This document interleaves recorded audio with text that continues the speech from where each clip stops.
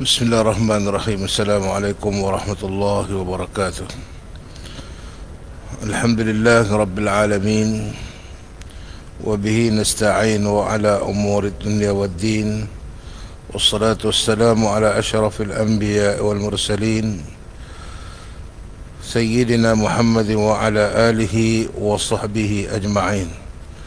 Subhanaka la ilma lana illa ma 'allamtana innaka antal alimul hakim.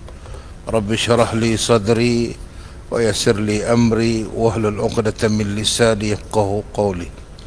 Rabbi zidna ilma warzuqna fahma, amin ya rabbal alamin wa amin ya mujibas sa'ilin. Alhamdulillah, bersyukur kita kepada Allah Subhanahu wa taala kerana dengan limpah dan keizinannya kita dapat bersama-sama pada pagi ini bagi menyambung perbicaraan kita pada kita membaca kitab Mustikah Hadis jilid yang kedua pada bab sembahyang berjamaah pada muka surat 273 pada membicarakan hadis yang ke-190 pada tajuk orang yang layak menjadi imam. Muslimin dan muslimat yang dirahmati Allah sekalian, di zaman Nabi SAW ada seorang sahabat yang bernama Abdullah Al-Himar. Dia panggil dia Abdullah, nama dia betul Abdullah, tapi sahabat-sahabat duk panggil dia Kalde. Kenapa sahabat panggil dia Kalde? Sebab dia ni jenis bodoh-bodoh cerdik, duk buat lagu, duk buat lawak mangkak, duk lawak, duk buat keloloh, sampai dia diberi gelaran Abdullah Al-Himar. Kalau di sini kat belah ni dia panggil Pak Lah Kalde, lebih kurang itu.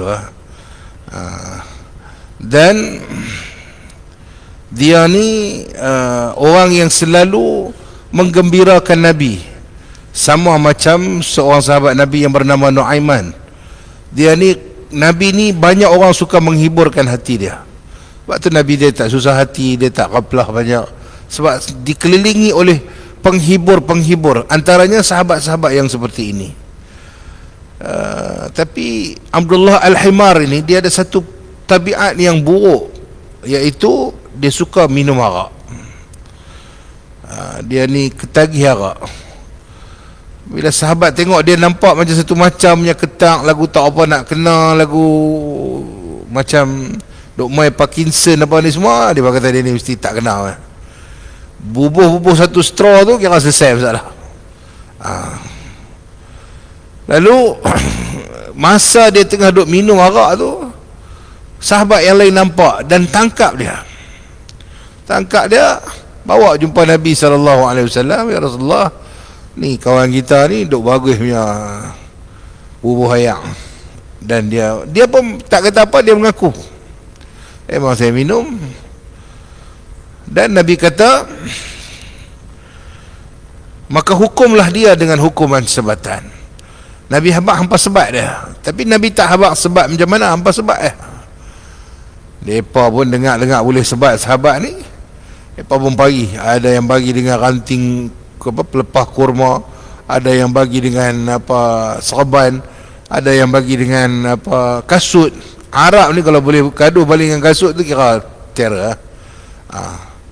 Tuan-tuan biasa duk pergi Mekah Madinah ni, kalau Arab kalau bergaduh, kalau dia tak pakai egal ni, dia dibagi dengan kasut. Itu dia punya perangai daripada dulu lagi. Kemudian bila dah habis semua, cukuplah, Nabi kata sudah habis, selesai satu masalah. Tiba-tiba dalam pada sahabat-sahabat Nabi yang duk pukul ni, ada seorang manggil. Dia kata kat kawan ni, kat Pak Lah Kalde ni, dia kata, Allahu yal'anuhu, Allah melaknat engkau. Tiba-tiba semua orang tercengang. Dia kata, apa punya hang ni, asyik kena tangkap minum arak, muka hang, asyik minum arak hang, asyik kena sebat hang, pasal apa? Pasal kena arak. Berapa kali dah dia duk kena. Kemudian sahabat-sahabat yang lain semua tercengang. Dan berita ini sampai kepada Nabi SAW.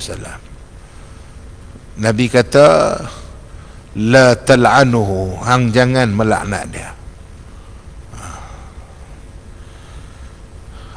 Demi Allah, Nabi kata, demi Allah, yang aku tahu dia ni seorang yang sangat sayang dan cinta pada Allah dan cinta kepada aku, cinta pada Rasul. Soal dia minum arak, dia minum arak dan dia kena hukum, dia habis selesai dekat tu dah. Dan hang jangan buat satu kerja ataupun hang jangan sebut satu benda yang bukan daripada bidang kuasa hang. Hang jangan melaknat orang sama sekali. Samalah kita hari ini tuan-tuan, dalam kadang-kadang kita menghukum orang, jangan sampai kita keluarkan kenyataan-kenyataan yang akan boleh merosakkan kehidupan dia. Kenapa?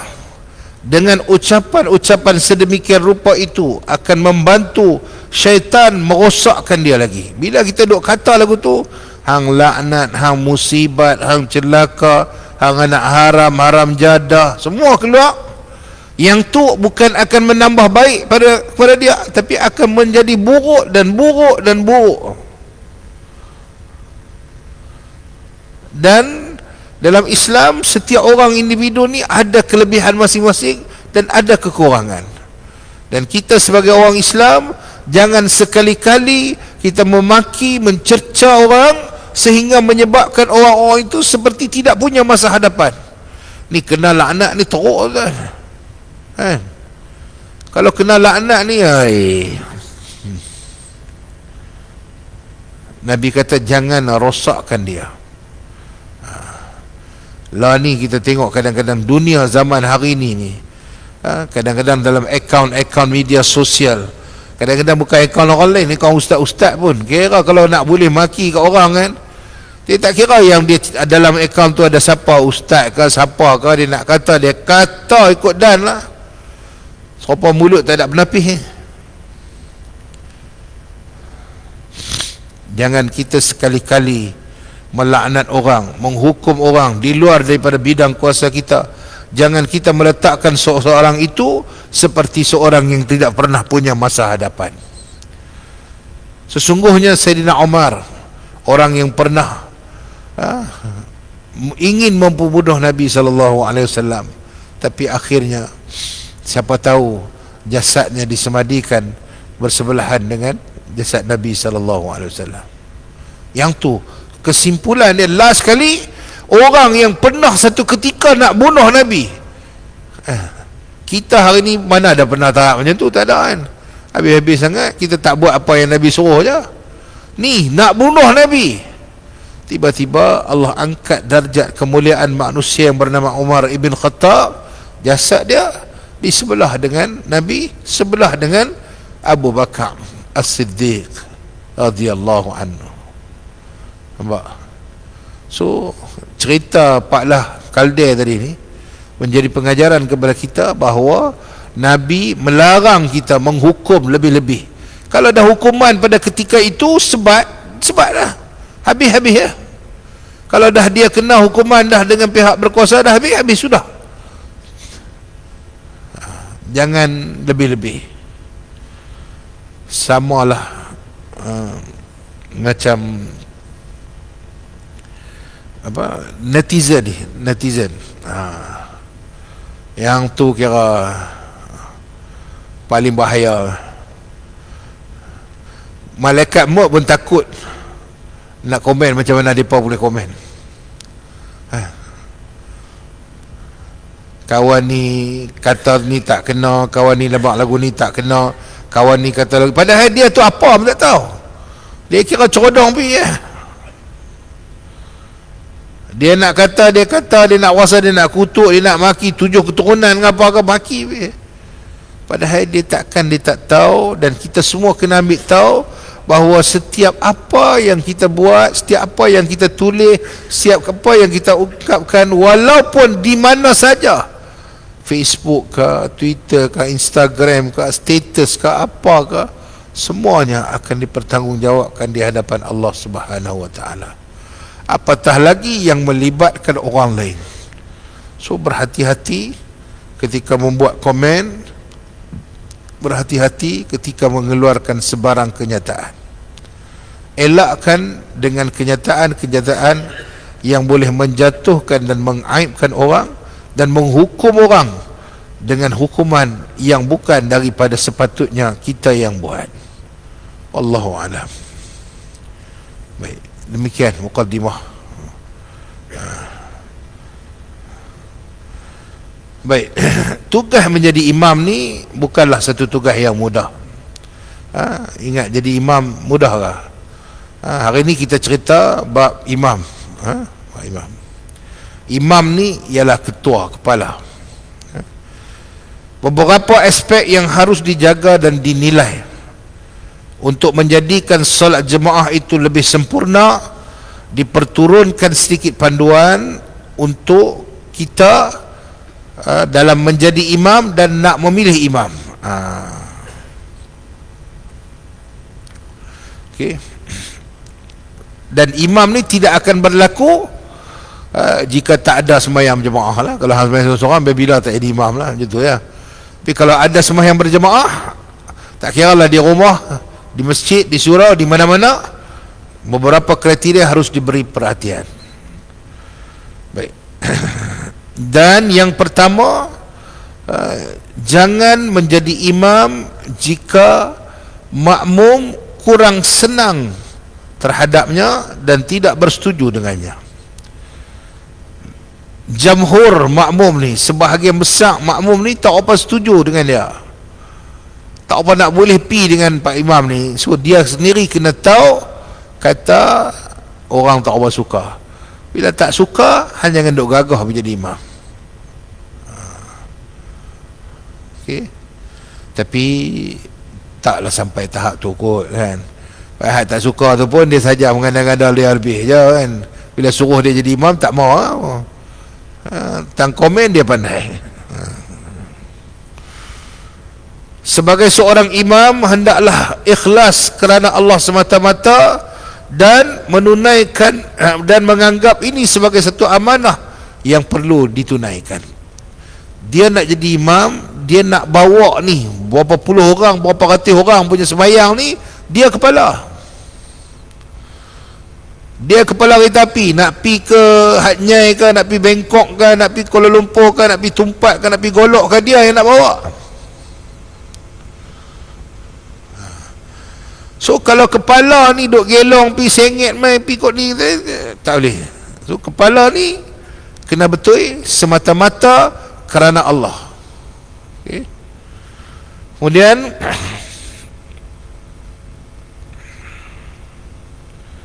seorang imam ini hendaklah seorang yang peka dan prihatin kepada makmum dan jemaah di sekelilingnya. Dia tak boleh mai terus angkat Allahu Akbar, tak boleh. Dia kena perhati kiri kanan, tengok dah ready ke belum ke apa ke. Malah disuruh untuk memeriksa saf terlebih dahulu. Di zaman Saidina Umar, dia nak perbetul saf, dia cabut gelak pedang dia, dia pikuk belakang kaki depa jemaah semua, dia dah garis satu. Dulu bukan ada line sejadah lagu ni, tak ada. Dia garis, dia ambil pisau pedang dia tu, dia garis sampai ujung. Punya nak bagi sama. Dan nak sama saf ni bukan dengan kaki ibu jari, sama saf dengan tumit belakang. Tak ada siapa tumit panjang lebih pada orang, semua tumit sama ya. Tapi jari mungkin ada yang panjang pada orang. Ada yang jari pendek, ada yang jari jenis montok-montok, ada jari jenis rapat, ada jari jenis panjang. Kena keturunan Pakistan ke apa sikit, dia panjang pada orang lain lah. Tapi tumit sama. Sebab tu kalau nak saf ni, nak bagi sama, tengok tumit belakang. Sauf sufufakum i'tadilu. Luruskan saf, rapatkan saf. Samakan tumit belakang. Okey. Baik.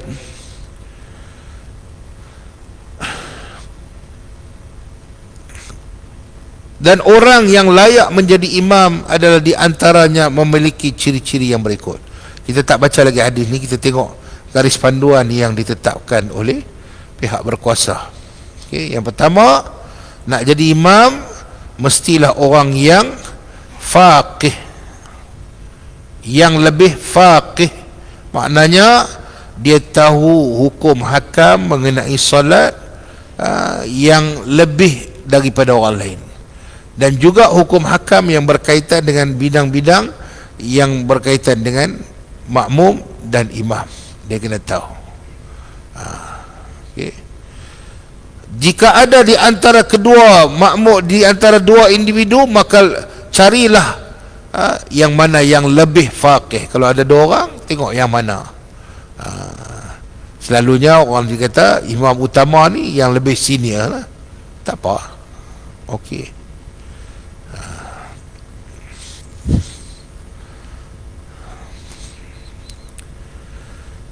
Saya mula-mula jadi imam masa tu di Masjid Makbul, baru tingkatan 4, tapi dia pun tak bagi baca khutbah. Sampailah saya balik daripada college, umur masa tu 20 tahun, habis diploma. Baru naik boleh baca khutbah. Sekali dia bagi test, ketak tak kira ni kan, berpeluh. Pasal apa? Pasal tu imam tua dah depan. Tu imam dulu cengih, ya Allah, oi, takut. Tu imam kampung orang takut tuan. Ni tu imam lalu ni pusing kat belakang, tak wani lalu depan tu imam. Lani punya tu imam lalu dia papi rem tepi tu imam. Assalamualaikum. Apa dah heran tu imam lani tu. Tu imam dulu betul dia takut. Kami pun takut. Tu baru tu imam, belum tok siap lagi. Tok siap lagi cengih. Dia kira cukup time aku nak tutup masjid dia. Hampa ada ke tak ada ke, aku tak boleh tap ni sudah. Balik pergi sembahyang di rumah. Zaman dulu budak-budak buat. Saya ingat di Masjid Makbul tu kolah di bawah, bukanlah ni semua kolah di atas. Dulu semua kolah di bawah. Kami saja-saja yang budak-budak ni tengah duk ambil wudu, ada siapa pitui pungkok, tui jatuh terus dalam tu. Jatuh dalam kolah tu tuan. Ayak tu jadi mustakmal kan, mustaqpam tak tahu lah kan. Lepas tu mangkit keluar pada kolah ni, tu siap tunggu, siap pam dia bagi. Lah ni hak kena penampak tu jadi tok imam ni bah. Saya tanya Haji tu, Haji ingat Haji bisa penampak saya? Hang dulu aku tak sangka pula hang jadi imam aku lah ni. Dulu boleh tahan juga lagi tahu kan. Baik, yang kedua yang lebih qari, yakni yang pandai membaca Al-Quran. Maksudnya dia punya lenggok lagu dia tu, bacaan Quran dia, hukum tajwid dia tu lebih kemah. Bukan mesti taranum, maknanya yang lebih baik bacaannya. Ada orang dia baca straight ya, ada orang dia ada lagu-lagu sikit, tapi jangan sampai lagu punya berlagu sampai tak tahuan lagu apa. Pun ada juga.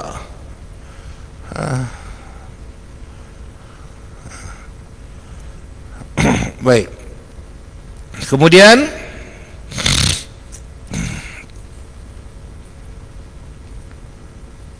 yang lebih tinggi ataupun yang lebih lebih mulia kedudukannya, contohnya sama ada dia sudah berkahwin ataupun tidak. Kalau ada tu imam antara yang kahwin dengan yang tak kahwin, bagilah tu imam yang kahwin. Kemudian ada yang kahwin muda dan tua, bagilah tu imam tua. Macam tu. Kemudian yang lebih masyhur dengan kebajikan dia, antara 2-3 tu imam ni, yang mana yang lebih baik? Dia ni jenis friendly ke tak friendly ke, jenis kedekut ke? Ni 3 tu imam ni, ada seorang tu imam ni dia kedekut. Dia tu kita bagi waktu zuhur sudah. Hak maghrib isya ni kita bagi tu imam hak generous, hak yang jenis suka buat kenduri ni. Contoh, maknanya dia nak tengok yang lebih baik kebajikannya. Nak pilih tu imam ni, kena cari orang yang memang orang yang banyak buat kebajikan tu imam, kan? Kemudian yang lebih bersih pakaiannya, yang lebih bersih pada badannya, yang lebih baik pada kepandaiannya, yang lebih jelas pada suaranya, yang lebih elok pada penampilannya. Dan jangan sekali-kali berlaku tolak menolak ketika menjadi imam. Nak jadi imam jangan hang duk tolak aku tolak hang, tak boleh. Okey. Dan jika sesuatu masjid itu sudah ada imam ratib, imam rawatib, imam tu ada dah, maka dia lebih layak mengimamkan solat walaupun ketika itu ada orang lain. Contohnya ada ustaz ke, ada pelajar pelajar tahfiz ke, siapa ke, kalau ikut seniority yang layak jadi imam, imam yang tak ada. Tadi tuan imam kita tanya, awak ustaz duduk belakang? Dia kata, Tuan Haji ada, Tuan Haji naik. Tapi sekali-sekala nak tukar angin boleh ya. Tapi jangan ingat kata dia tu ustaz, dia boleh duduk pergi terus lagu tu dah. Kalau jenis ustaz duduk pergi terus lagu tu dia ustaz yang jenis pustad. Dia kena tanya Tok Imam, dia kena dia nak langkau kepada Tok Imam ni teritori aku, ni kawasan aku. Hang siapa? Tiba-tiba main nak jadi imam, orang kata hang ustaz, hang sahabat besar, hang pakai jubah labuh, hang nak terus nak menjadi imam. Dah, hang jemputan je. Ni ada Tok Imam ni, Tok Imam ni kecil hati ke apa ke, hang tahu ke? So jawatan kuasa ke siapa ke, tanya Tok Imam. Hatta Bilal yang nak khamat pun kena merujuk pada Tok Imam dulu. Sebelum Bilal nak khamat ni, hang kena tengok Tok Imam duduk di mana. Yang ni Tok Imam duduk dalam jamban, dia duduk khamat mana? Kalang kabut kawan tu, tadi berterabak jatuh habis semua ke jalan. Kena ready betul-betul. Tengok, tanya Tok Imam. Malah kalau dalam qaul yang mu'tabar dalam mazhab Syafi'i, dia tak boleh khamat selagi dia tak dapat lampu hijau daripada imam. Mau tahu, api kita ni setengah Tok Bilal ni kira-kira nak berdarah dah. Aku nak pergi Pancekat lagi mungkin 6.30 aku tak dan. Tok Imam ni pula, Tok Imam tua baca lambat pula. Bukan masjid ni tau, masjid lain. Tapi masjid Kok Pekan tu memang betul. Kok belah saya tu Bilal kan, Bilal Express punya. Kadang-kadang Bilal ni dia kerja masuk Pancekat pukul 6.30. Tanya haji kita tahu lah, orang kerja, kadang-kadang orang kerja boroh, kerja-kerja biasa ni, clerical work. So dia memang kena ada di office pukul 7 dan sebagainya. Kita faham. Tok Imam lah jenis slow, saya ni jenis tak boleh main umur-umur lagu ni kan, tak boleh kalang kabut. Bila duduk kalang kabut, mula saya nak naik bebai. Dia apa ni, aku nanti saat dah main nak ambil napas pula lagi, nak bagi tenang. Atau dia dah penderah nak kamat lah. Tok Bilal saya berapa kali kena zaun dengan saya. Lah kali dia tak apa, dia tak ikut suka ustaz. Dia bagi saya duduk depan dulu, baru dia kamat. Baik. Adalah yang demikian itu jika imam berkenaan sudah mempersilakan seseorang yang lebih utama dari dirinya menurut ciri-ciri yang telah disebutkan di atas, maka bolehlah orang tu mengimamkan dia. Kalau haji kata tak apa ustaz pi, baru saya boleh pi. Kalau tak boleh pi, tak boleh. Jangan duk pandai-pandai.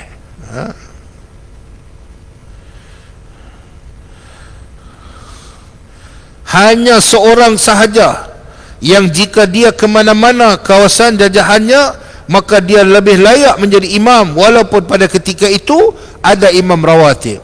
Siapa dia? Sultan. Dia raja. Ataupun yang dipetua majlis agama, ataupun menteri besar. Kotlah dia mai, dia nak pergi jadi imam, dia boleh langgar.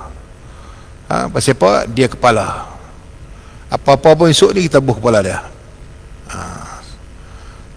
Okey. Perdana Menteri ke siapa ke, dia mai dia nak jadi imam, tak faham pi. Apa-apa pun hang mau ingat hari ni yang jadi imam, apa-apa kami cari hang. Baik.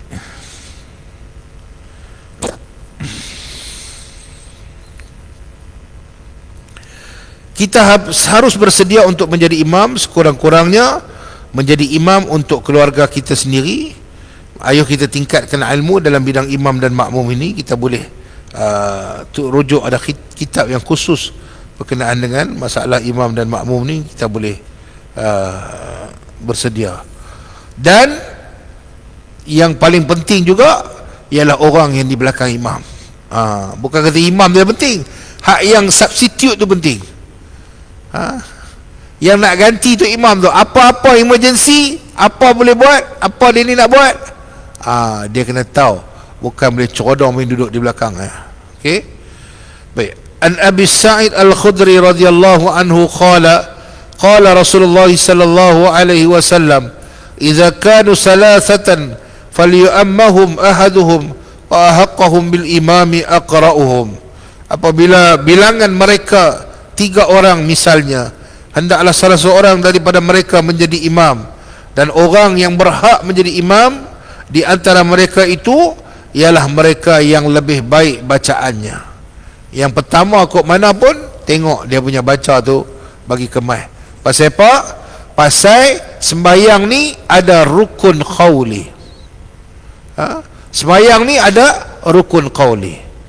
Antara rukun qauli yang sangat besar dalam sembahyang ialah suratul Fatihah. La salata liman lam yaqra' bi Fatihatil kitab. Tidak dikira sah sembahyang itu jika tidak membaca suratul Fatihah. Tidak membaca suratul Fatihah ini termasuk tidak baca langsung ataupun tidak betul bacaannya. Bagi ulama yang menghalusi dalam bidang ini termasuklah, dia kata yang tak berapa nak elok bacaannya, kecuali orang yang sedang belajar. Macam kita ni semua sedang belajar, tak betul sikit-sikit tu tak apa. Jangan sampai kita menghukum kata yang ni tak sah Fatihah. Ada, kita ni sampai bila sampai mati pun kita belajar. So kita kena belajar. Kalau ada siapa-siapa pi Mekah ke Madinah ke, ataupun ada kelas-kelas Quran, ada tok guru Quran, duduk depan dia, talaqi dengan dia, baca. Saya nak test saya punya Fatihah, baca Bismillahirrahmanirrahim. Macam apa yang mewarisi sanad bacaan Fatihah daripada Rasulullah, Syekh Quraim Ar-Rajih yang selalu mai tu kan, bila talaqi dengan dia, masa dia mai di masjid pertama tu, saya dapat, alhamdulillah. Dan daripada guru-guru kita, tak payahlah tunggu orang luar. Kalau ada guru kita yang guru Quran ni, baca. Begitu juga bacaan-bacaan yang lain, termasuklah tahiyat. Kena sebut lagi betul-betul, at-tahiyyatul mubarakatus salawatut tayyibatu lillah, sampailah Allahumma salli ala Muhammad, habis. Takat tu. Itu contohlah. Kalau nak sambung lagi, sambunglah, tak apa. Yang wajibnya takat tu je. Okey. Yang tu rukun qauli. So imam ni dia kena penjelas bab-bab tu semua. Hak mana makharijul huruf wa sifatuhu, makhraj huruf dia, sifat huruf dia, yang mana tebal, yang mana nipis, yang mana panjang, yang mana pendek. Duk buat siratal ladzina am'amta alaihim. Duk am'amta alaihim ni tak ada jadi imam.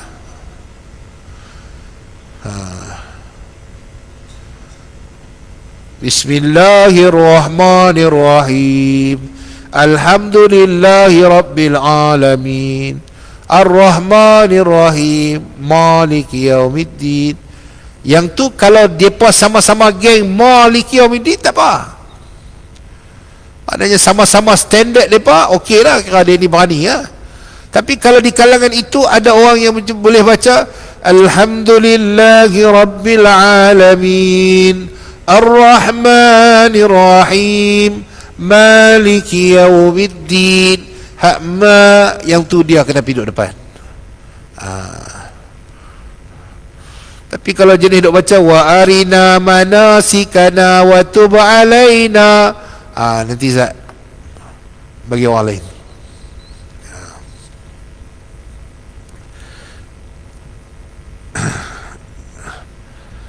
Macam apa, Ustaz apa Haslin Bahrin, dia selalu buat lawak kan dalam kuliah dia, ceramah dia, cerita imam Pak Menakan dia tu Jawa. Bismillahirrahmanirrahim, alhamdulillahi rabbil alamin, arrahmanirrahim, maliki yaumiddin. Tak apalah, dia sama-sama Jawa, dah sama-sama faham lagu tu, okey lah kan. Tapi tuan-tuan, saya bagi contoh orang Mesir. Orang Mesir, dia bacaan dia, bahasa Arab dia tu ada beberapa perkara yang dia tak sebut macam tu. Contohnya, duit dia panggil Junai, tapi dia tak sebut Junai, dia sebut geni. Bila orang tanya kam geni, berapa geni.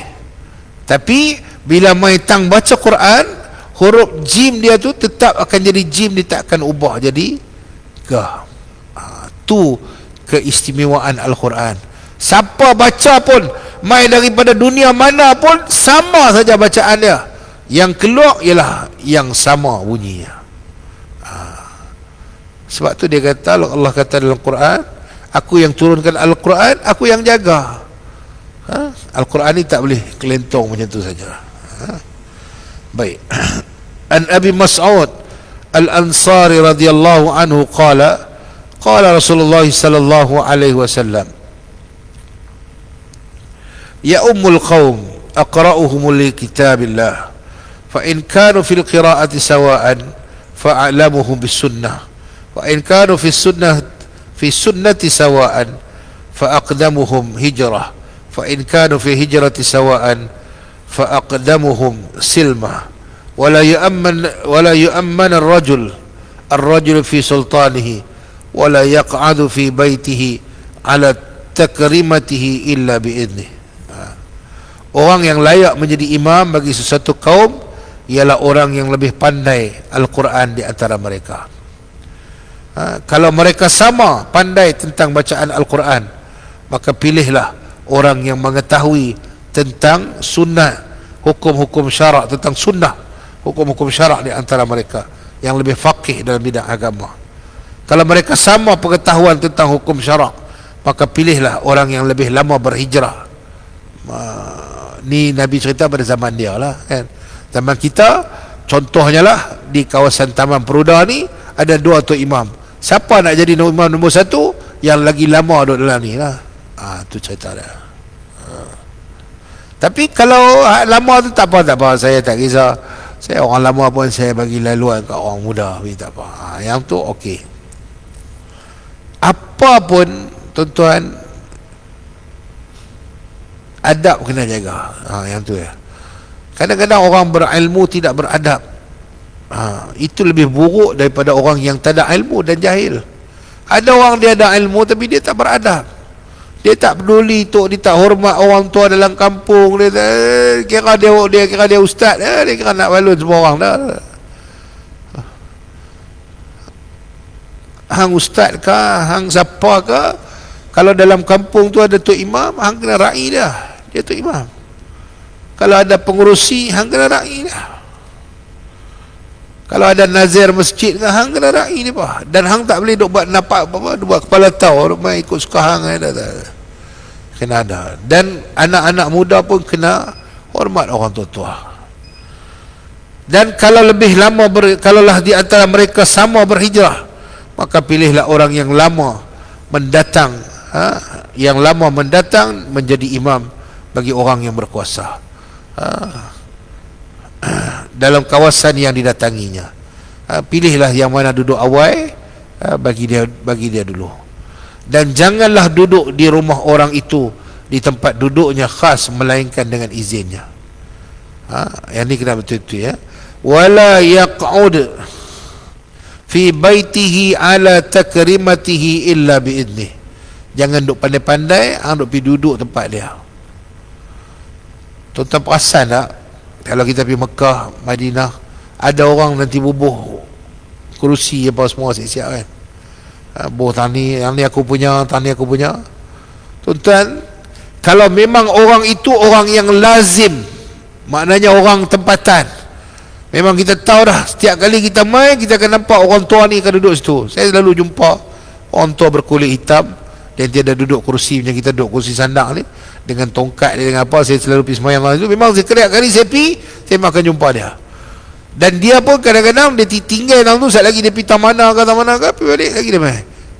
Kita tak boleh nak ubah ikut suka, tak boleh. Memang dia dah tempat tu. Cuma di Malaysia ni tak apa biasa buat lagu tu. Kalau buat lagu tu, lepas kita siru. Ni mana punya merak main, tak tahu dah booking tempat lah apalah kan. Macam hari Jumaat lah, hari Jumaat. Ada masjid ni bagus tak ada tiang. Dia cuma tiang di tepi je. Kalau masjid yang ada tiang tengah ni, tiang ni pot ni aku punya. Kalau aku main-main, ada orang lain dia satu macam je lagu duk jegir, satu duk nak bagi orang tahu kata tempat tu dia punya. Ada. So kalau hang nak booking siap-siap tempat tu, hang main awal, hang bubuh lah. Hang punya sejadah ke, hang punya apa ke. Tapi hang kena main, jangan hang tak main. Dalam pada kita duk celah-celah, dah bubuh, dah tunggu sampai dah semayang tak main-main juga. Kita pun angkat takbir, Allahu Akbar, lagi dia main. Berapa kali duk kena lah. Okay. So ingat, wala yaq'udu fi baitihi ala takrimatihi illa biiznillah.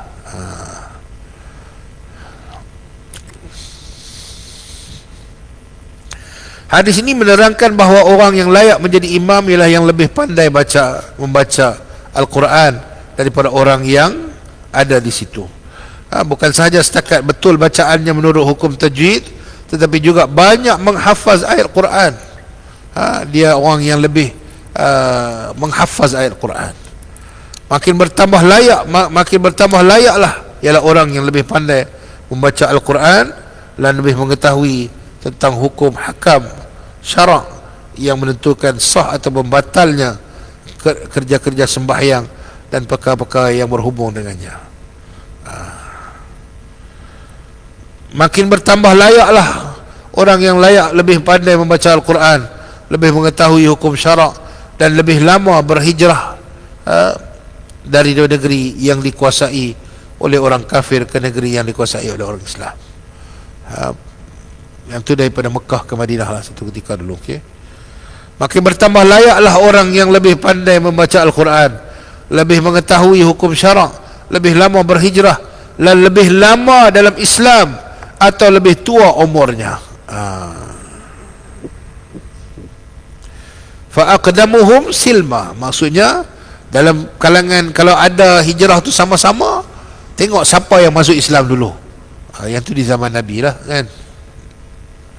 So kita ni kalau masuk Islam dulu, tengok umur lah berapa banyak kan. Tapi ustaz macam mana nak kira umur banyak? Dia 60 baru main masjid, saya 45 main dah. Mujok dia main masjid kalau dia tak main. So kalau dia dah main, tak apa bagi. Yang lepas itu sudah. Jangan kita duk buat kerja yang bukan kita punya kerja. Hadis ini juga menerangkan orang yang berkuasa lebih berhak menjadi imam di tempat yang dikuasainya. Ar-rajul fi sultanihi. Kalau ada sultan, raja apa semua, dialah kepala. Dia boleh main bila-bila masa. Boleh jadi imam. Baik. Demikian juga semasa berada di rumah orang, tidak boleh duduk di tempat tuan rumah yang khas kecuali ia izinkan. Menurut huraian ulama rahimahullah ta'ala, tuan rumah, orang yang mengadakan suatu majlis dan imam masjid di tempat itu lebih berhak menjadi imam daripada orang lain, sekalipun orang yang mendatang itu lebih alim daripadanya Dalam pada itu, sunat bagi orang yang bersifat tuan rumah mengizinkan dan meminta orang yang lebih alim atau yang dihormati itu menjadi imam di situ. Maknanya kalau dia nak suruh orang tu, dia pergi jumpa dia, ustaz, pergi jadi imam. Okey. Baik.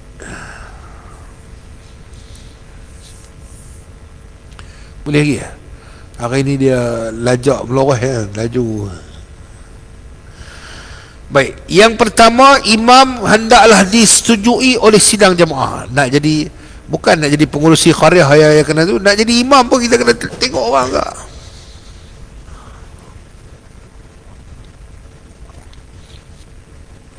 An Abi Hurairah radhiyallahu anhu anin Nabi sallallahu alaihi wasallam, la yahillu li rajulin yu'minu billahi wal yawmil akhir ay yu'amma qauman illa biidnihim wa la yaqussa nafsahu bida'watin dunahum fa in fa'ala faqad khanahum. Tidak halal bagi seorang yang beriman kepada Allah pada hari akhirat menjadi imam sesuatu kaum melainkan dengan izin mereka. Berat ni tuan-tuan. La yahillu li rajulin yu'minu billahi wal yawmil akhir. Tidak halal, maknanya seseorang imam yang tidak diredai oleh makmum ialah orang yang semayang tapi tak sah. Oi, berat. Seorang imam yang tidak sah sembahyangnya ialah imam yang tidak diredai oleh makmum.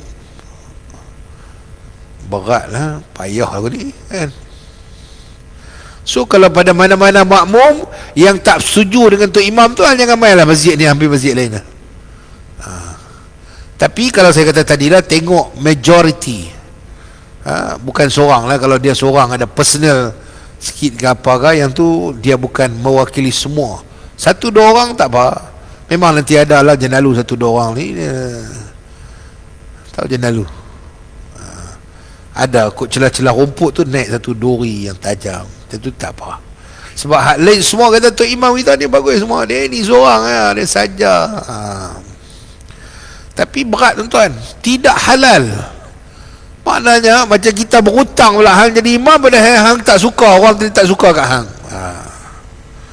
Tapi kalau orang tu dia imam yang beriman pada Allah dan hari akhirat, dia tahu orang tak suka kat dia, dia pun dengan pelan-pelan undur diri dia pergi lah.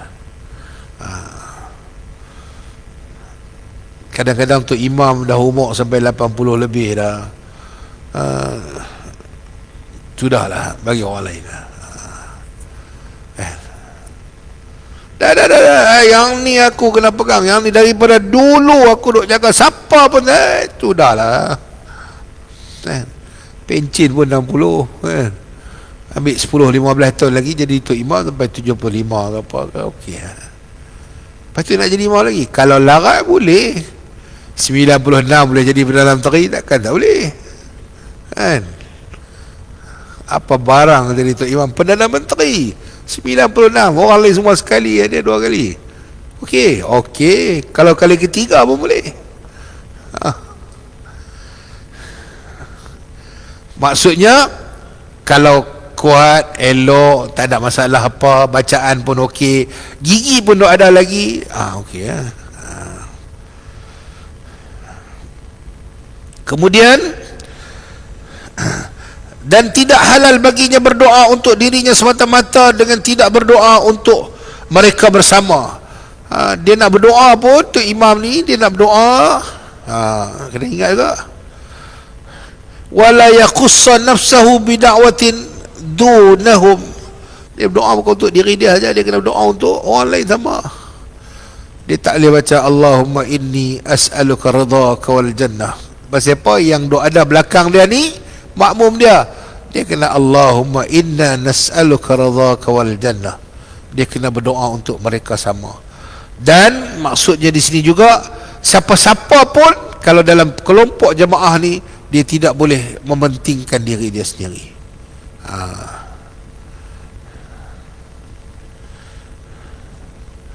Doa yang dikehendaki imam membaca untuk dirinya Dan untuk makmum dalam sembahyang ialah seperti doa kunut. Kalau dia sembahyang seorang, Allahumma hdini fi man hadait. Kalau dia sembahyang ramai-ramai, Allahumma hdina fi man hadait.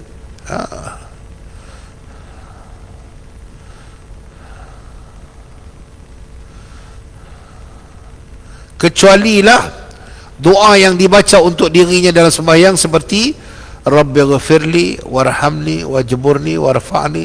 Jangan duk buah pula Rabbighfir lana warhamna wajburna jangan. Yang tu dah ada ustaz kan dah suruh baca untuk semua, dah tak payah. Yang tu sendiri-sendiri boleh baca, tak baca pun tak apa. Jangan duk bagi penin. Kemudian kalau ia berbuat yang demikian, maka sesungguhnya bermakna dia telah mengkhianati mereka. Kalau dia jadi imam juga sedangkan dia tidak diredai oleh makmum, kalau dia baca doa untuk diri dia sedangkan ada makmum jemaah dia yang dia tak baca, pada ketika itu dia fa in fa'ala faqad qanahum, dia telah mengkhianati mereka. Persetujuan sidang jemaah terhadap imam adalah satu perkara yang diambil berat oleh Islam. So nak jadi ketua ni kena ada majority. Kena ada majority. Kalau dah majority kata yang ni menang, okey lah, sudah lah. Maka jika mereka tidak suka kepadanya berdasarkan sesuatu alasan yang dibenarkan oleh syarak, misalnya disebabkan dia seorang yang fasik ataupun jahil, maka betullah sikap mereka yang demikian dan hukumnya seperti yang diterangkan di dalam hadis ini. Kalau dah tak mau, dia ada masalah ini perangai dia dan sebagainya, tak apalah, kita undur diri. Kalau pula mereka membencinya kerana mereka didorong oleh kepentingan dunia semata-mata, kerana nak berebut allowance ke apa ke, yang tu maka merekalah yang bersalah jika mereka terus membencinya dan menghalangnya daripada memegang jawatan tersebut. Kena ingat tu. Kalaulah yang jadi imam tu tak ada apa sebenarnya, yang kawan-kawan lain ni sebab mereka ni duk berebut mau nak jadi jawatan ni sebab ada duit, boleh masuk lebih sikit. Tok imam ni boleh dapat ni duit apa, naik khadi boleh, duit apa boleh, duit semua boleh, duit kata imam ni. Tambah tu imam pakai Mercedes pula. Bukan haji kita. Lagi orang tak depa nanti Duk Perli saya kadang-kadang saya main naik motor. Dulu lah saya naik motor start sikit pada orang lain. Kadang-kadang Datuk Imam paling kaya. Saya kata sudah lah, kaya apa, Allah Ta'ala maha kaya. Kena jual betul-betul semua. Tuan-tuan, jangan benci orang kerana kepentingan kita. Yang tu je. Jangan benci orang kerana kepentingan kita. Tadi yang saya baca mukadimah tu teringat tak? Nabi sendiri tegur sahabat dia, hang jangan melaknat dia. Pasal apa? Pasal yang tu bukan kerja buat hang. Hang dah hukum, dah dia bersalah, dah dihukum, selesai. Dia ni ialah orang yang sayang Allah dan sayang kepada Rasul sallallahu alaihi wasallam. Nabi bagi satu teguran kat sahabat dia yang membela seorang sahabat yang lain walaupun sahabat itu dihukum bersalah kerana minum arak. Sebab masa tu belum ada hukum kata jelasnya hukuman dia sebab berapa kali, kata dah ada yang sebab pakai gaya, tapi dia dah kena dah sudah. Nabi dah tengok dia dah kena berdebak, naik siku, lutut semua naik habis dah. Tiba-tiba dia kata Allahu yal'anuh.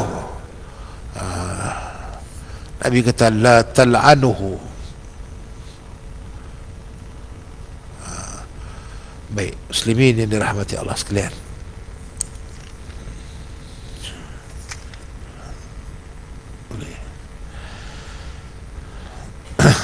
An Abi Hurairah radhiyallahu anhu anna Rasulullah sallallahu alaihi wasallam idza shalla ahadukum lin-nas falyukhaffif fa in fihim dha'if was-saqim wal-kabir wa iza shalla ahadukum li nafsi falyutawwil ma syaa.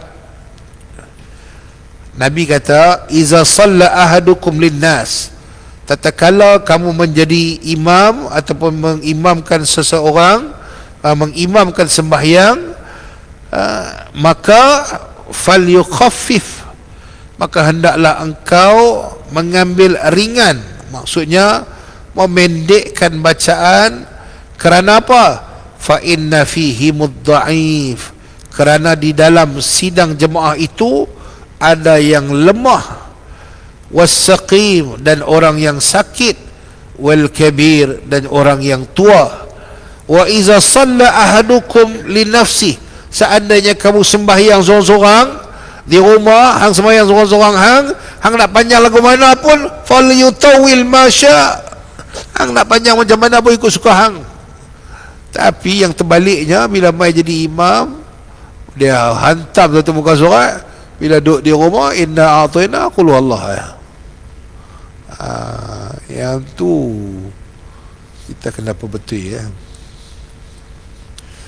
Kadang-kadang orang perempuan saya tidak, kalau saya jadi imam di rumah, di masjid bagus punya surah ni, ulang surah ni ya, mai di rumah baca Alam Nashrah dengan ni ya. Saya kata bagi can untuk imam nak rehat sama. Sana pun balon panjang, sini di rumah takkan nak balon panjang. Ni semua ni untuk imam, aku longgak untuk imam. Kadang-kadang kita di rumah, kita segan nak baca panjang-panjang. Terbalik, yang Nabi suruh di rumah, kalau hang sembahyang seorang-seorang, hang bacalah panjang mana pun. Itu yang Nabi buat. Tapi di masjid, di surau, di musalla, kalau kita jadi imam, kita kena ambil kira, sebab ada yang daif. Hari ni saya tengok geng-geng bangku tak ada pun Nabi ni. Ada 2-3 orang yang geng kami ya. Tak ada. Ada pakcik yang pakai sweater. Lah ni musim sejuk mak, dia memang sejuk sungguh. Saya tara ni badan macam ni pun, tengah malam, hari malam tidur tak buka aircon, sejuk. Bini kata badan saja besar. Orang badan besar ni lemak banyak. Saya kata ni bukan lemak ni isi. Tak ada geng tu. Tuan-tuan, sebenarnya dalam masjid ni, mereka adalah orang-orang yang menceriakan kita. Saya sangat suka bila ke masjid ni, sebab saya jumpa macam-macam orang dan macam-macam PL, semua orang yang kita sangat seronok. Dan itulah terapi jiwa kita. Kita mai dalam masjid, terjumpa kawan-kawan, dia berlawak lebih kurang ni, yang ni, terapi. Sebab tu Nabi suruh kita mai masjid. Baik. Kemudian ada orang yang sakit, orang yang sakit lutut, kena slip disc, tak boleh berdiri lama. Kemudian ada yang tua, so kita kena ambil kira yang tu semua. Baik. Dalam hadis ini Rasulullah sallallahu alaihi wasallam menarik perhatian orang yang menjadi imam supaya menimbangkan keadaan sidang jemaah yang menjadi makmumnya. Kerana ada di antara orang yang lemah, orang yang sakit, orang yang tua, juga terdapat antara mereka yang mempunyai hajat yang hendak dilakukan dengan segera. Macam saya lani lah. Kadang lani subuh lewat. Kalau masjid di tengah pekan, memang tidak disyorkan untuk bagi Jumaat baca surah Sajadah. Orang nak pergi kerja. Contohnya masjid di orang nak pergi airport kan, kami terbang pukul 7, 6 suku hari Jumaat, pergi hentam dengan surah Sajadah, pakai lepas kapal terbang gitu lah kan.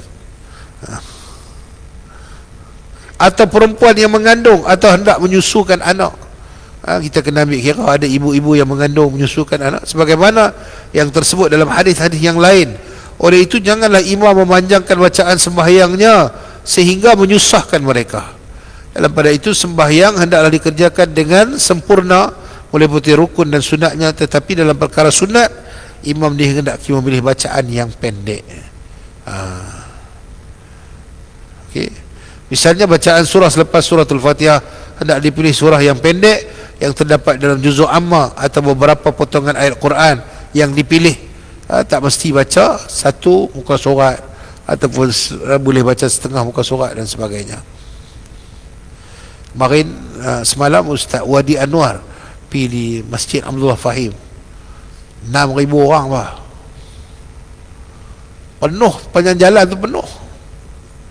Antara benda yang disampaikan oleh benda yang saya ingat, kok mana pun tuan-tuan, dia kata setiap hari kena baca Quran.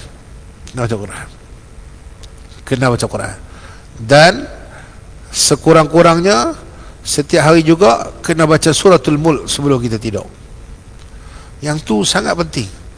Sebab dia kata tatkala kita dikebumikan, ketika mana kita sudah mendengar tapak-tapak kaki meninggalkan kubur, tapak kaki adik-beradik kita, kaum keluarga kita semua nak balik dah, pada ketika itu kita didatangi oleh 2 orang malaikat dan dibangunkan kita.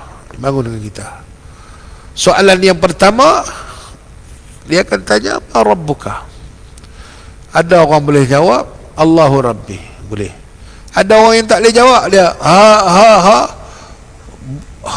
tau. Jangan silap pula.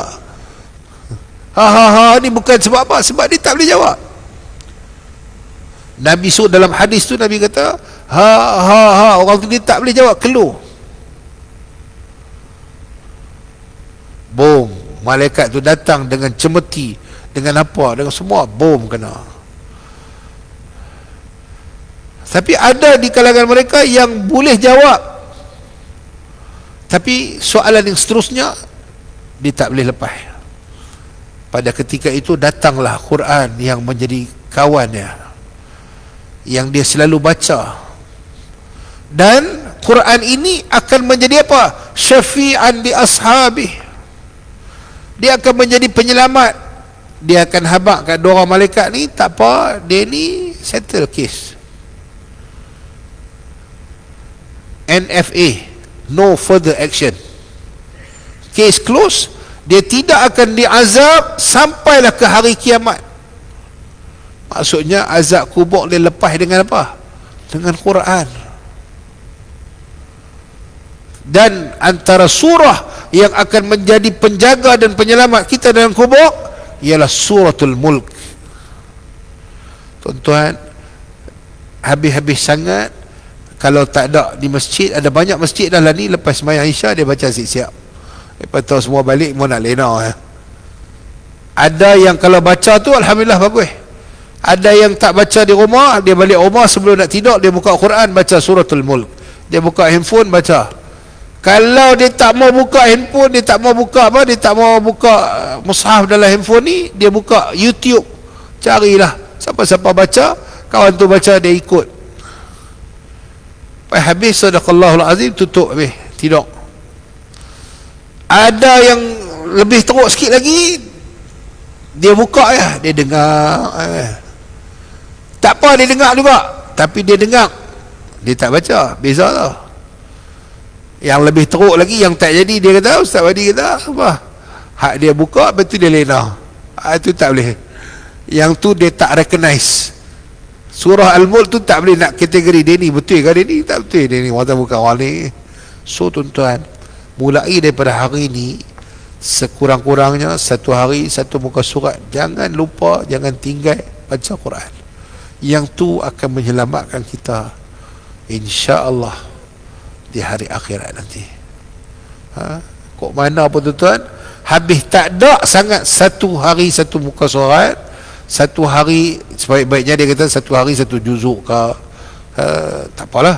Tak boleh 1 juzuk, baca setengah. Tak boleh setengah, baca 1 ain. Tak boleh 1 ain, 1 muka surat. Tak boleh 1 muka surat, baca setengah muka surat. Tak boleh setengah muka surat, dia kata 1 baris pun jadilah. 1 baris pun jadilah. Kemudian ditutup dengan surah Al-Mulk. Jangan lupa, jangan lupa. Wallahu alam. Hari ni lajak lebih. InsyaAllah kita akan sambung pada bab yang berikutnya, pada kuliah yang akan datang. Wallahu alam. Apa yang baik itu daripada Allah Subhanahu wa taala, yang tidak baik itu merupakan kekurangan dan kelemahan diri saya sendiri. aqulu qawli hadha wa astaghfirullah al-azim li wa lakum wa billahi taufiq wal hidayah. Assalamualaikum warahmatullahi wabarakatuh.